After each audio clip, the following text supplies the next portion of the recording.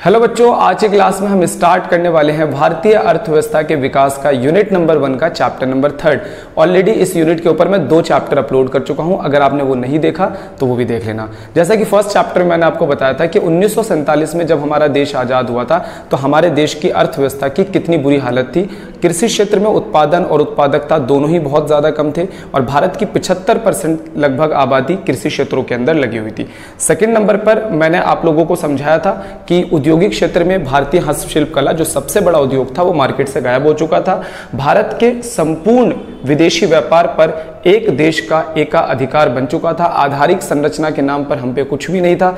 जनान के रूपरेखा में हमारी जन्म दर, मृत्यु दर दोनों ही बहुत ज़्यादा अधिक थी। साक्षरता दर बहुत ज़्यादा कम थी। ये सारी बातें हम फर्स्ट चैप्टर के अंदर पढ़ चुके हैं। फिर चैप्टर नंबर 2 में हमने देखा कि जब हम इतनी बुरी कंडीशन में आज़ाद हुए थे तो हमारे को वहाँ से अपने देश का विकास करने के लिए बहुत ही अच्छे नियोजन यानी कि प्लानिंग की आवश्यकता थी। तो भारत के अंदर पंडित जवाहरलाल के नेतृत्व में भारत ने पंचवर्षीय योजनाओं की शुरुआत करी। ये 2 चैप्टर थे शुरू के। अब आ जाते हैं हम लोग तीसरे चैप्टर पे। तीसरे चैप्टर के अंदर हमें क्या पढ़ना है? एक्चुअल में हमने विकास पे काम करना जो शुरू करा वो यहीं से स्टार्ट करा। तीसरे चैप्टर में जो हमें कहानी पढ़नी है, बेसिकली वो कहानी हमें पढ़नी है 1950 से लेकर 1990 तक। एक मरी हुई अर्थव्यवस्था या एक ऐसी अर्थव्यवस्था जिसके अंदर बिल्कुल भी जान नहीं है। उस अर्थव्यवस्था में जान फूंकने के लिए हमारे अर्थशास्त्रियों ने, हमारे देश के लीडर्स ने क्या योजनाएं, क्या पॉलिसीज बनाई 1950 से लेकर 1990 तक। इस पीरियड को हम लोग अपने भारत की बंद अर्थव्यवस्था के नाम से भी जानते हैं, यानी इस पीरियड को हम लोग भारत के लिए बंद अर्थव्यवस्था के नाम से भी जानते हैं। इस पीरियड में भारत ने कृषि क्षेत्र को दोबारा पुनर्जीवित करने के लिए क्या करा, कैसी कैसी योजनाएं बनाई, उद्योग को पुनर्जीवित करने के लिए भारत ने क्या करा, और जिस व्यापार में भारत के पूरे व्यापार पर एकाधिकार बन चुका था एक देश का, उसे हटाने के लिए भारत ने क्या क्या करा। तो आज कृषि क्षेत्र का उत्पादन, उत्पादकता बहुत ज्यादा अधिक है। कृषि क्षेत्र आज भारत के अंदर इतना ज्यादा उत्पादन है कि बफर स्टॉक भी बनाता है। तो कैसे ये पॉसिबल हो पाया, इस चैप्टर में हम पढ़ने वाले हैं। उद्योगों के अंदर विविधीकरण कैसा आया, जो उद्योग बिल्कुल खत्म हो चुके थे, ये भी हम इस चैप्टर में पढ़ेंगे। और भारत आज 190 से ज्यादा देशों के साथ व्यापार कर रहा है, तो ये कैसे पॉसिबल हो पाया 1950 से 1990 में।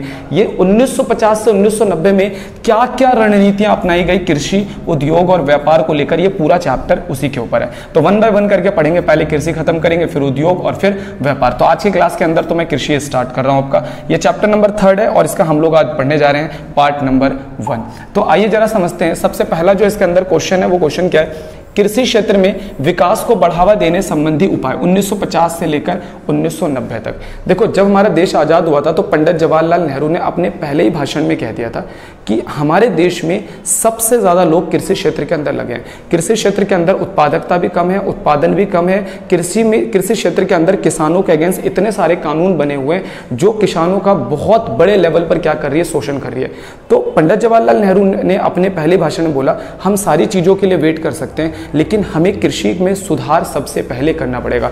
तो 1950 से 1990 में भारत सरकार ने कृषि क्षेत्र के अंदर, कृषि क्षेत्र में जो इतनी कमियां छुपी हुई थी, उन कमियों को दूर करने के लिए भारत सरकार ने क्या क्या कदम उठाए 1950 से 1990 में। पहला क्वेश्चन यही है। तो 1950 से 1990 बहुत ही क्रूशियल पीरियड था इंडियन एग्रीकल्चर के लिए। बहुत बड़े बड़े सुधार किए गए, तब जाके आज हमें कृषि क्षेत्र इतना अच्छा दिख रहा है। किसान यहाँ पर इतने खुशहाली के अंदर है और हमारे देश का उत्पादन, उत्पादकता हर चीज बढ़ चुका है। कैसे पॉसिबल हुआ? सरकार ने 2 बड़े सुधार करे 1950 से 1990 में। पहला सुधार था भूमिगत सुधार, जैसे हम लोग कहते हैं संस्थागत सुधार, और दूसरा सुधार था तकनीकी सुधार। आज की क्लास के अंदर पहले मैं आपका भूमि सुधार कंप्लीट करवा दूंगा। अगली क्लास के अंदर तकनीकी सुधार जो हमारे देश में आया था, किसकी वजह से? हरित क्रांति की वजह से, वो मैं आप लोगों को समझा दूंगा। तो आइए सबसे पहले हम समझ रहे हैं भूमि सुधार या फिर भूमि सुधार या फिर संस्थागत सुधार के अंदर भारत सरकार ने 1950 से 1990 में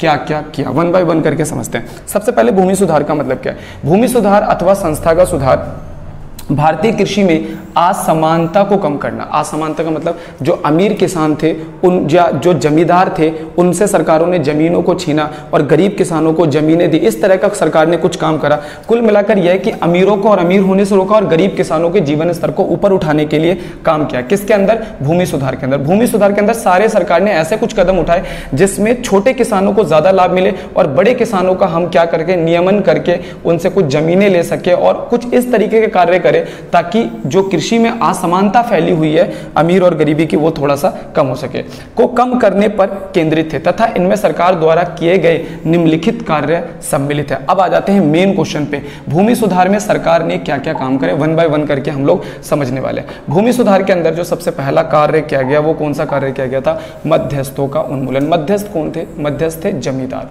देखो अंग्रेजों के काल में क्या होता था ना, अंग्रेजों ने हमारे देश में जितनी भी कृषि का क्षेत्र था सबका मालिक उठाकर बना दिया था किसको, जमींदारों को। और जमींदारों को एक बात कही थी, जमींदारों को बोला था कि हमें आप एक फिक्स लगान दे देना, यानी कि एक फिक्स अमाउंट का फसल दे देना, बाकी तुम किसानों से जितनी मर्जी फसल चाहे ले सकते हो। तो आपको इस चीज को समझना होगा, हमारे देश में जितना भी कृषि का एरिया था उन सब का मालिक ब्रिटिश गवर्नमेंट ने किसको बना दिया, जमींदारों को। तो सारी जमीन के मालिक कौन बन गए, जमींदार। और जमींदारों से ब्रिटिश गवर्नमेंट कहती थी कि हमें लगान के रूप में आप 50% इतना फसल हमें दे देना।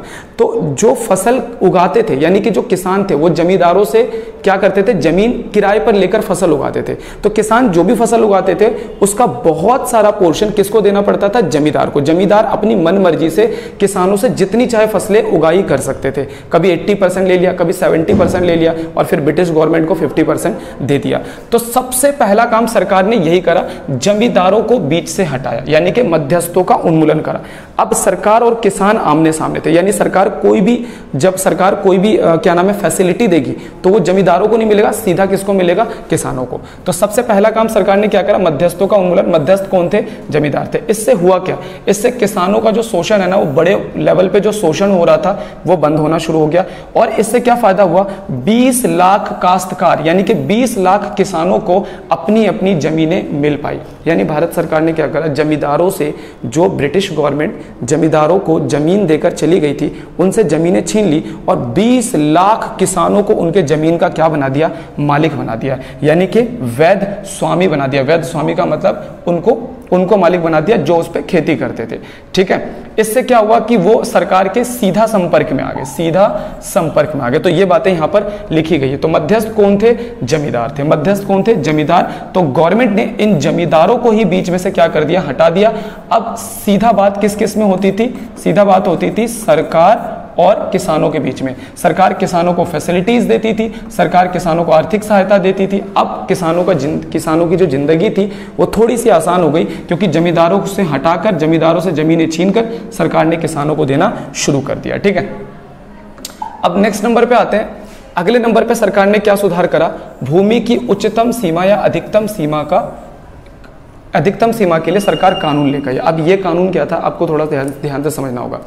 जब देश आज़ाद हुआ तो बहुत सारे जमींदार और किसान ऐसे थे जिनके पास बहुत सारी जमीनें थी, और कुछ किसान ऐसे थे, छोटे छोटे किसान, जिनके पास कोई जमीन नहीं थे। तो सरकार ने क्या करा, जमीन की ना अधिकतम सीमा तय करी। सरकार ने बोला कि एक इंसान के पास मैक्सिमम इतनी एग्रीकल्चर की जमीन हो सकती है, कृषि का इतना क्षेत्र हो सकता है।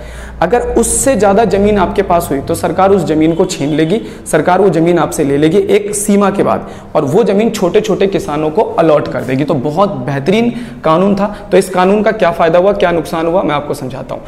इस कानून का मतलब क्या था कि भूमि की अधिकतम सीमा को क्या कर देना, तय कर देना। ठीक है, भूमि की अधिकतम सीमा तय कर देते थे जिस पे एक व्यक्ति अपना स्वामित्व रख सकता था। अगर उससे ज्यादा उसके पास जमीन हुई तो सरकार क्या करती थी, उस जमीन को लेकर भूमिहीन काश्तकार और छोटे किसानों को वितरित कर दिया करती थी।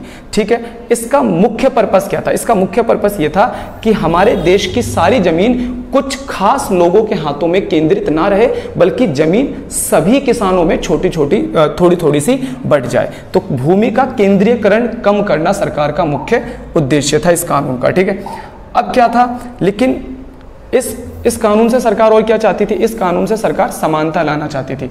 यानी जो उनके पास बहुत सारी जमीनें, सरकार उनकी जमीनों को छीनकर, उनकी जमीनों को लेकर उनकी जमीन कुछ कम करना चाहती थी, और छोटे किसानों को जमीन देकर उनके जीवन स्तर को ऊपर उठाना चाहती थी और उन्हें जमीन का मालिक बनाना चाहती थी। यानी सरकार इस कानून से समानता को प्रमोट करना चाहती थी।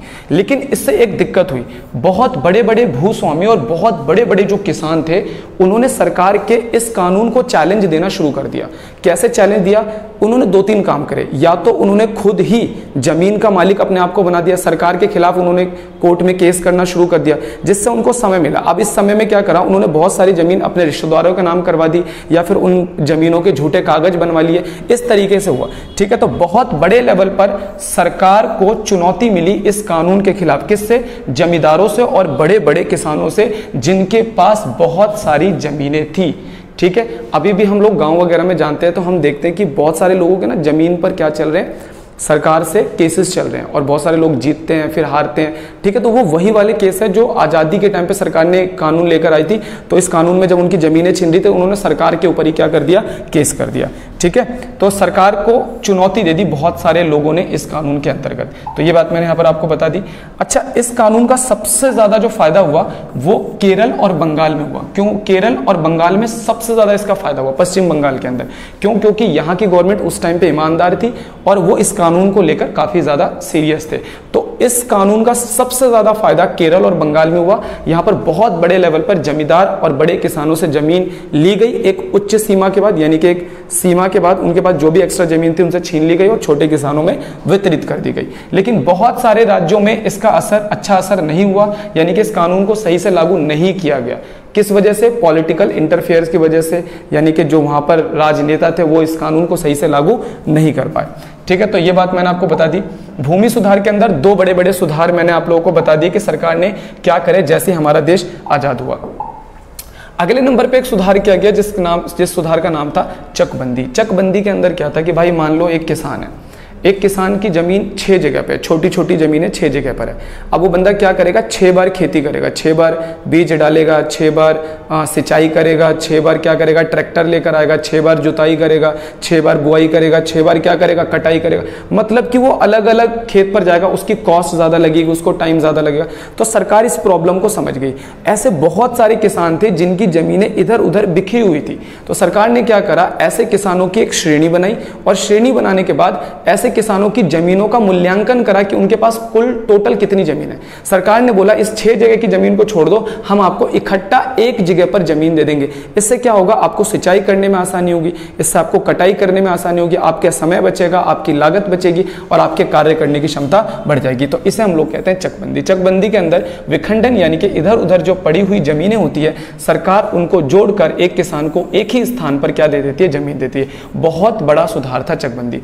अगले नंबर पे है लगान का नियमन। लगान का नियमन का मतलब क्या है कि सरकार ने जमींदार और किसानों के बीच का जो लगान है उसको फिक्स कर दिया। पहले क्या था, अंग्रेजी सरकार जब हमारे देश में हुकूमत कर रही थी तो उस समय की हालत क्या थी कि ब्रिटिश गवर्नमेंट ने सारी जमीन का मालिक बना दिया था। किसको? ब्रिटिश गवर्नमेंट ने सारी जमीन का मालिक बना दिया जमींदारों को, और जमींदारों को बोला कि हम आपसे एक फिक्स लगान लेंगे। वो लगान कितना होता था, मान लो 50%। मान लो अगर 100 किलो गेहूं उगेगा तो भाई 50 किलो किसको चला जाएगा, ब्रिटिश गवर्नमेंट को। अब बचा 50 किलो, तो उस 50 किलो में से जमींदार कहते थे भाई हमें कम से कम दो 40 किलो या हमें दो 30 किलो। तो किसान को कितना मिला, सिर्फ 20%, यानी किसान को सिर्फ 20 किलो गेहूं ही मिल पाएगा। जबकि एक्चुअल में सारी मेहनत किसान ने करी, गर्मी झेला, बरसात झेला, हर मौसम की मार झेली, किसान ने सारी कॉस्ट लगे। और कई बार जब फसल खराब हो जाती थी तो उसमें जमींदार का कोई रोल नहीं होता था, जमींदार उसकी कॉस्ट बियर नहीं करता था। तो इतना मतलब कि जो आप एक्चुअल में सोच कर देखो कि जो बंदा खेती कर रहा है, खेती करने के बाद उसके हाथ में सिर्फ 20% की फसल लग रही है, तो मतलब उसकी हालत क्या होगी। कई बार तो किसानों के लिए अपना जीवन यापन करना भी बहुत मुश्किल हो जाता था, भूखमरी की हालत पैदा हो जाती थी। मतलब इतना भी अनाज उसके पास नहीं बचता था कि वो अपने घर का गुजारा ही चला सके। ठीक है, तो इसे कहते हैं लगान का नियमन। तो सरकार ने क्या करा, इस मुसीबत को समझा, सरकार ने इस समस्या को समझा 1947 में जब हमारा देश आजाद हुआ, और आजादी के बाद भूमि सुधार के अंतर्गत, संस्थागत सुधार के अंदर सरकार ने लगान का नियमन करा। अब लगान की जो मैक्सिमम सीमा है वो 1/3 है, यानी कि एक जमींदार अगर किसी किसान को जमीन किराए पर देता है और वो 100 किलो गेहूं उगाता है तो वो 30 किलो से ज्यादा गेहूं या 33 किलो से ज्यादा गेहूं जमींदार उस किसान से नहीं ले सकता। यानी कि मैक्सिमम लिमिट अब कितनी तय हो चुकी है, लगान की 1/3 हो चुकी है, जो कि बहुत बढ़िया ये एक तरीके से चीज थी। सहकारी खेती, अब आ जाते हैं हम लोग सहकारी खेती। सहकारी खेती का इंडिया में इतना ज़्यादा फायदा नहीं हुआ। सहकारी खेती में ज़्यादातर यूरोप के देशों को फायदा मिला, जैसे डेनमार्क, बेल्जियम, इन लोगों को ज़्यादा फायदा मिला। अभी सहकारी खेती का मतलब क्या है, जैसा कि नाम से पता चल रहा है, सहकारी यानी कि एक मिलकर। सहकारी खेती में क्या होता है कि किसान ना एक ऑर्गेनाइज्ड होकर एक समूह बना लेते हैं, यानी कि सहकारी समिति बना लेते हैं, सहकारी समिति बना लेते हैं। ठीक है, किसान ऑर्गेनाइज्ड होकर एक सहकारी समिति बनाते हैं। जैसे मैं आपको ना एक एग्जांपल देता हूँ, मान के चलो हमारे गांव के अंदर 500 किसान है। मान लो हमारा गांव बहुत बड़ा है और हमारे गांव के अंदर टोटल 500 किसान है। तो 500 किसान ना अलग अलग खेती करते हैं, तो 500 किसान अलग अलग जाकर उर्वरक खरीदेंगे, 500 किसान अलग अलग जाकर खाद खरीदेंगे, अलग अलग जाकर ट्रैक्टर लेकर आएंगे, अलग अलग जाकर लेबर से बात करेंगे, अलग अलग जाएंगे सरकार से बिजली मांगने के लिए, अलग अलग जाएंगे सरकार से लोन मांगने के लिए। अब क्यों ना ऐसा किया जाए, देखो जब कोई बंदा अकेला जाता है खाद खरीदने के लिए तो उसको महंगा मिल सकता है, जब कोई बंदा अकेला बीज खरीदने के लिए जाएगा तो बीज उसे महंगा मिलेगा। तो गांव के लोगों ने क्या करा, एक डिसाइड करा कि भाई हम ना एक संस्था बना लेते हैं, और उस संस्था में कितने किसान रजिस्टर्ड हो गए, गांव के सारे 500 किसान रजिस्टर्ड हो गए। अब जब खाद खरीदने के लिए जाएंगे तो एक किसान खाद खरीदने नहीं जाएगा, पूरे 500 किसान एक साथ खाद खरीदने जाएंगे। तो मुझे बताओ बहुत बड़े लेवल पर खाद खरीदा जाएगा तो खाद के रेट क्या होंगे, कुछ ना कुछ तो कम होंगे, और उनके बार्गेनिंग करने की यानी कि उनके बात करने की यानी उनकी जो पावर होगी, जब वो कंबाइंड करके कोई भी सौदा करने जाएंगे तो उनके सौदा शक्ति में बढ़ोतरी दिखाई। सिंचाई करवाना है, एक बार सरकार के पास गए, सरकार से दबाव डाला, 500 खेतों में एक साथ सिंचाई हो गई। ट्रैक्टर लेने गए, एक साथ ट्रैक्टर आया, सारे खेतों में एक साथ जुताई हो गई। मान के चलो लेबर को कटिंग के लिए बुलाना है, खेत की कटिंग होगी तो लेबर को बुलाना है, सबने मिलकर एक साथ लेबर से बात करी तो लेबर का भी रेट कुछ ना कुछ क्या हो गया, कम हो गया। तो बीज खरीदने के लिए सारे एक साथ मिलकर गए तो भाई बीज खरीदने में बीज के रेट भी क्या हो गए, सस्ते हो गए। पहले सरकार एक किसान की बात नहीं सुनती, अब 500 किसान इकट्ठा होकर जा रहे हैं तो सरकार को बात तो सुननी पड़ेगी। तो सहकारी खेती का ये फायदा होता है। सहकारी खेती का फायदा ये होता है कि ग्रुप में जब लोग काम करते हैं ना तो उनकी सौदा शक्ति क्या हो जाती है, बढ़ जाती है। इंडिया के अंदर सहकारी खेती इतना ज्यादा कामयाब नहीं हुआ, लेकिन सहकारी खेती बहुत सारे देशों में बहुत ज्यादा कामयाब रहा। इंडिया के अंदर भी बहुत सारी सहकारी समितियां हैं जो मिलकर सहकारी खेती को कर रहे हैं। तो भूमि सुधार के अंदर मैंने मुख्य सुधार आप लोगों को बता दिए कि भूमि सुधार के अंदर मुख्य सुधार क्या थे। ये 5 सुधार याद रख लेना कि 1950 से 1990 में भारत में ये 5 प्रमुख सुधार किए गए थे भूमि सुधार के अंतर्गत। अगली क्लास के अंदर मैं इसकी तकनीकी सुधार आप लोगों को समझाऊंगा कि तकनीकी सुधार यानी हरित क्रांति भारत के अंदर कैसे आया था।